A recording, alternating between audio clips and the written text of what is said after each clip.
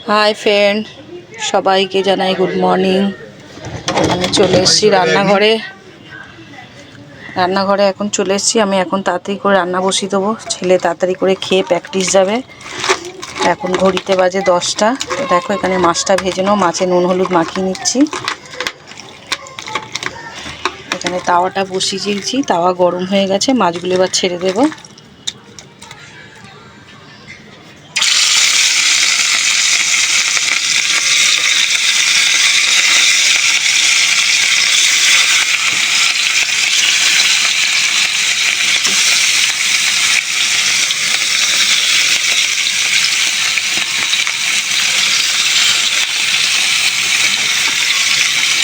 এগুলো একবার ভেজে নিই, আরও খানিকটা মাছ আছে, তারপরে ভাজবো।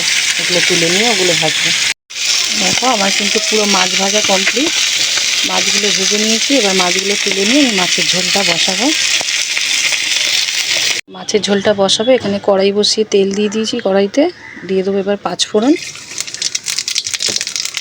দেখো আজকে কী কী দিয়ে মাছের ঝোল করব। এখানে কেটে রেখেছি পটল, শিম আর আলু। এইগুলো দিয়ে, এই সবজি দিয়েই আজকে মাছের ঝোলটা বানাবো আমি। তো তেলের ওপরে আগে আমি পটলগুলো একটু দিয়ে দেবো। পটলগুলো একটু ভেজে নিয়ে তারপরে বাকি সবজিটা দেবো।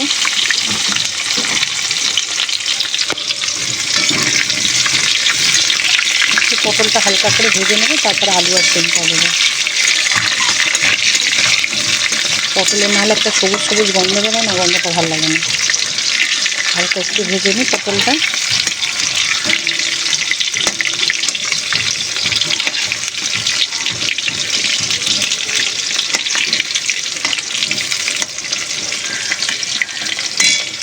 পটলটা হালকা করে আমার ভাজা হয়ে গেছে।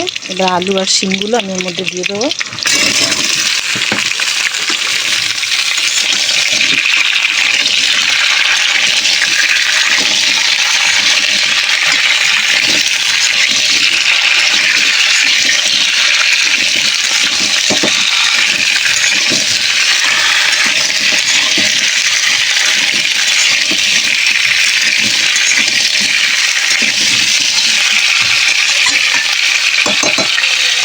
আমার কিন্তু এখানে আনাজগুলো ভাজা হয়ে গেছে। একটু সামান্য একটু কিছু মশলা দেবো, ঝোল করবো তো একটু কালার হওয়ার জন্য অল্প একটু গুঁড়ো লঙ্কা দেবো, বাদ বাকিটা আমি কাঁচা লঙ্কা দেবো। আর হলুদ গুঁড়ো, স্বাদ মতো নুন,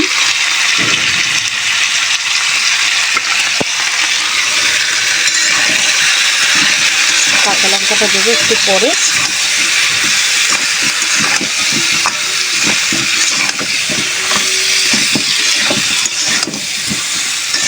একটু একটু জল দিয়ে দেবো, দিয়ে মশলাটা ভালো করে মিলিয়ে নেবো আনাজের সঙ্গে। একটু দিয়ে দেবো কেটে রাখা টমেটো।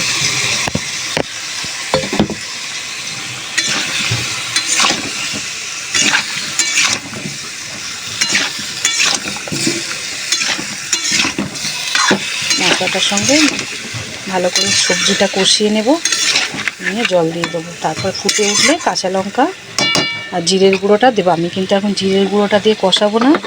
ঝোলটা ফুটে ওঠার পরেই জিরের গুঁড়োটা দিলে সুন্দর গন্ধটাও থাকে আর ঝোলের টেস্টটাও যেন বেড়ে যায়।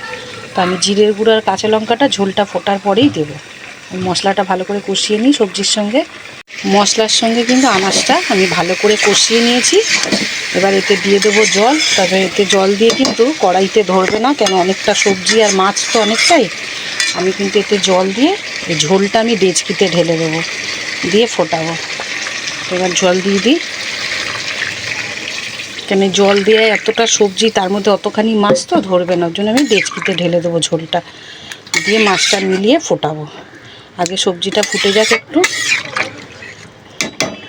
তো দেখো আমার কিন্তু ঝোলটা ফুটে গেছে। এবার কটা চেরা কাঁচা লঙ্কা দিয়ে দেবো, আর দিয়ে দেবো জিরের গুঁড়োটা।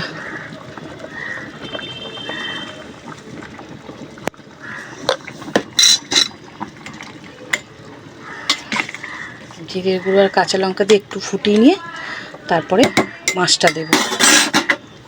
ঢাকনাটা খুলে দেখে নেব। দেখো জিরের গুঁড়ো আর কাঁচা লঙ্কা দিয়ে ভালো করে মাছটা ঝোলটা ফুটে গেছে। এবার কিন্তু আমি ভেজে রাখা মাছগুলো মিলিয়ে দেবো। ডেচকিতে এই কারণে দিয়েছি, অতটা সবজি মাছ কড়াইতে ধরতো না, ওর জন্য কিন্তু আমি ডেচকিতে দিয়ে দিয়েছি ঝোলটা ফুটিয়ে নেওয়ার জন্য। দেখো ডেচকিতে দিয়েছি, তাও কিন্তু ডেচকিটা ভরে গেছে, কেন অনেকটাই তরকারি তো।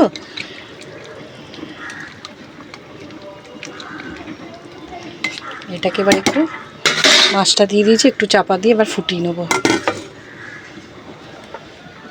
আমার কিন্তু মাছের ঝোল কমপ্লিট। মাছের ঝোলটা এবার নামিয়ে নেব। এবার পরে কি বসাচ্ছি চলো তোমাদেরকে দেখাচ্ছি। আমি এবার আলু উচ্ছেটা ভাজবো। এখানে প্যানটা বসিয়ে দিয়েছি, প্যানে দিয়ে দেবো একটু পাঁচফোড়ন দিয়ে আলু উচ্ছেটা ভাজলে না বেশ ভালো লাগে খেতে, গন্ধটাও ভালো আসে। প্যানে ভাজাটাও বেশ ভালো হয়। এখানে এই যে কেটে নিয়েছি আলু উচ্ছে, ভালো করে ধুয়ে জল ঝরিয়ে নিয়েছি। এবার এখানে দিয়ে দেবো প্যানে।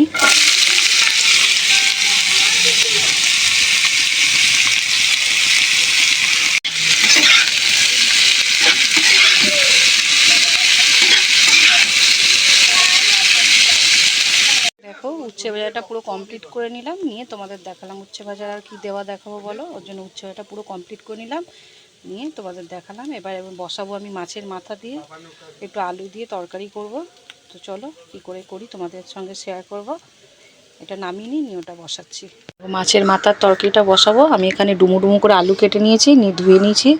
আলুটা তেলের মধ্যে দিয়ে দেবো, পেঁয়াজটা পরে দেবো। আলুটা একটু ভেজে নেবো লাল লাল করে, তারপরে পেঁয়াজটা দেবো।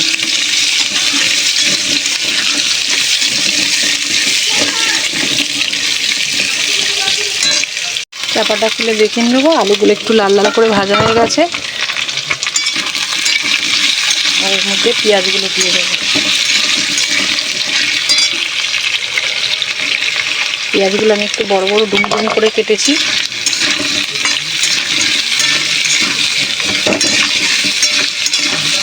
তাহলে পেঁয়াজটা দিয়ে একটু ভাজা করে নিই, তারপর কিছু সামান্য একটু মশলা দিয়ে দেবো। আলুটা ভাজা হয়ে গেছে, এখানে লঙ্কার গুঁড়ো হলুদ গুঁড়োটা দিয়ে দিয়েছি। এবার দিয়ে দেবো নুন,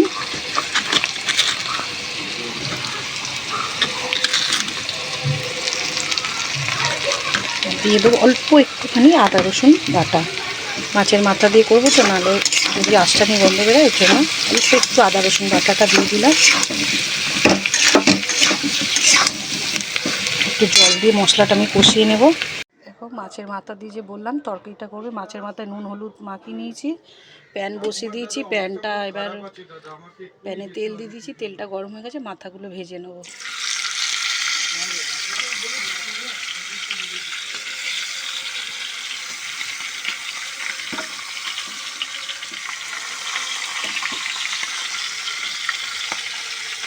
মাথাগুলো কিন্তু ভালো করে লাল লাল করে ভাজা হয়ে গেছে, মাথাগুলো তুলে নেবো, নিয়ে তরকারিটা বসাবো।